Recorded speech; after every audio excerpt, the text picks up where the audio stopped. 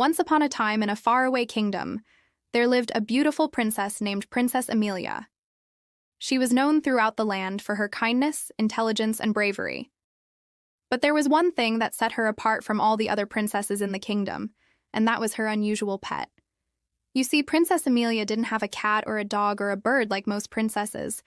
No, her pet was a talking donkey. And not just any donkey, mind you, but a grumpy, sarcastic talking donkey with a thick Brooklyn accent. His name was Vinnie, and he was by far the most unique pet in the entire kingdom. Now, some people might think it's strange to have a pet donkey, let alone a talking one. But for Princess Amelia, Vinnie was more than just a pet. He was her best friend. They would spend their days exploring the castle grounds, playing hide-and-seek in the royal gardens, and even taking long walks into the nearby forest. And when no one was looking, Princess Amelia would sneak some carrots from the royal chef's pantry and share them with her beloved donkey. But as you can imagine, having a talking donkey as a pet wasn't always easy. For one thing, Vinnie was incredibly stubborn, just like any donkey, and he had a tendency to get them both into sticky situations. For instance, there was the time Princess Amelia convinced Vinnie to help her sneak out of the castle for an adventure. They managed to make it all the way to the city gates before Vinnie stopped, looked back at the castle, and said, Are we sure we gotta do this? This place is huge. I'm tired. Of course, Princess Amelia couldn't scold him too much because she knew it was all her fault. So instead, she just sighed and said, All right, let's head back. We can try again tomorrow. And of course, that's exactly what they did. The next day, they made it even further before Vinnie stopped again and said, I can't go any further. My hooves are killing me. So Princess Amelia had to carry Vinnie on her back for the rest of the journey.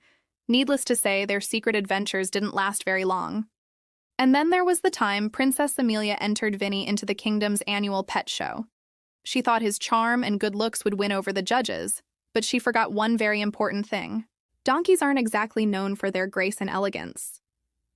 Sure enough, as soon as Vinnie stepped into the ring, he started braying loudly and refused to move an inch. The judges were not impressed, and Princess Amelia had to pull him out just before they disqualified her.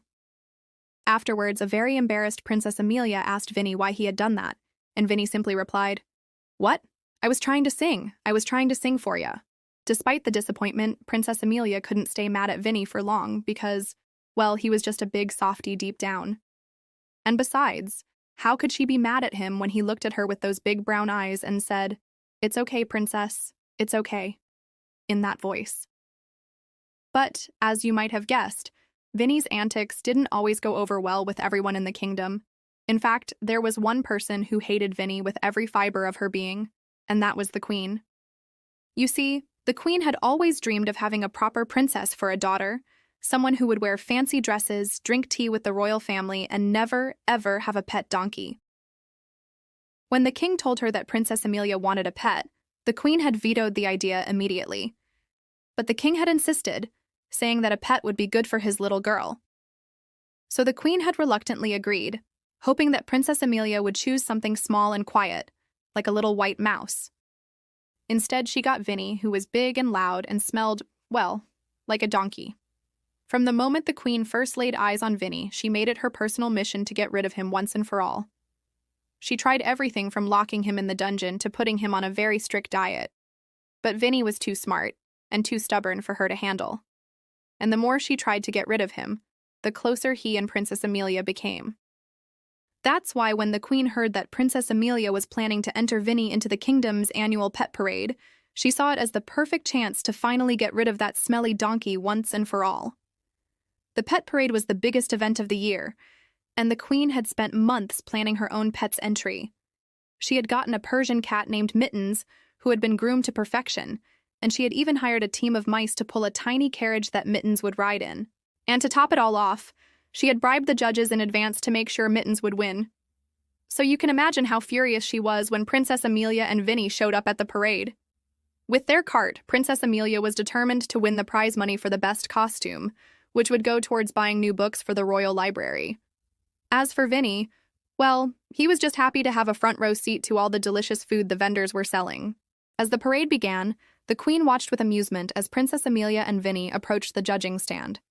She could tell right away that they hadn't spent much time on their costumes. Princess Amelia had simply put a saddle on Vinnie and decorated it with flowers, while Vinnie had a blue ribbon tied around his neck. The queen stifled a laugh as the crowd began to murmur and shake their heads at the princess's lack of effort. But then something unexpected happened. Just as the judges were about to announce Mittens as the winner, Princess Amelia stepped forward and said, "Wait, I have one more thing." The crowd looked confused as Princess Amelia led Vinnie to the center of the ring. Then, as if on cue, Vinnie began to dance. He danced like Fred Astaire, like Gene Kelly, like a furry little blue-ribboned tornado of cuteness. The crowd gasped as Vinnie tap danced, hoof slides and spins, leaping through the air with the grace of a dancing donkey. The queen's jaw dropped in surprise as she watched Vinnie twirl and leap and generally steal the show. Even Mittens looked stunned as the crowd erupted into cheers. Princess Amelia and Vinnie had won. Afterwards, as Princess Amelia and Vinnie basked in their victory, the queen stormed off, fuming that her perfect plan had failed. She went to her room and threw herself on the couch, vowing that she would never give up in her quest to get rid of that smelly donkey. But as she sat there stewing in her jealousy, she couldn't help but hear the sound of laughter and applause coming from the street below. It was the sound of joy, of community, of people coming together to celebrate something that didn't make sense, a dancing donkey. And as the queen listened to the crowd's laughter, something inside her began to change. A tiny smile crept onto her face and she found herself tapping her foot to the rhythm of the applause. Before she knew it, she was on her feet, dancing around her room, laughing, twirling, feeling the pure joy of being alive. And for the first time in a long time, the queen didn't feel like she needed to control everything or everyone around her. She just wanted to join the party and celebrate the dancing donkey, even if it meant admitting that Princess Amelia had won. So the queen did something she had never done before. She put on a simple dress, tied back her long, flowing hair, and walked out of the castle and into the street. She joined the crowd, cheering and clapping as Princess Amelia and Vinnie took their bow. Maybe, she thought, having a pet donkey wasn't so bad after all.